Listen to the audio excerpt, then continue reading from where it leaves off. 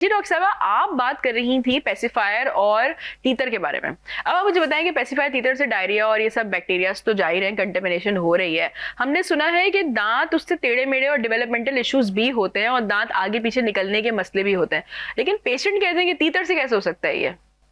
असल में देखें, होता ये है कि जब आप लॉन्ग टर्म एक बच्चे को आदत हो जाती है ना पेसिफायर लगाने की जी। या फिर टीतर लगाने की, ठीक है, टीतर तो अमूमन बच्चे छोड़ देते हैं, लेकिन पेसिफायर जो है 6 साल तक लगा रहे होते हैं। हाँ, पेसिफायर जो है वो एक बेसिक प्रॉब्लम है। अब वो इतने बड़े बड़े बच्चे आते हैं, अभी तक वो जो है पेसिफायर यूज कर रहे हैं, अंगूठा यूज कर रहे हैं। अच्छा, वो पेसिफायर छोड़ते हैं तो अंगूठा यूज करना शुरू कर जी देते बिल्कुल। हैं।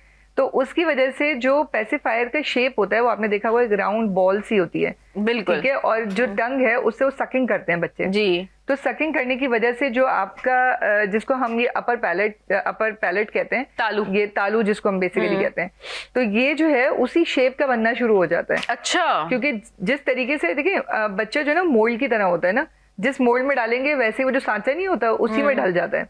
तो जिस शेप का पेसिफायर होता है दांत भी उसी शेप में आने शुरू हो जाते हैं, क्योंकि उसकी टीथिंग स्टार्ट हुई हुई है।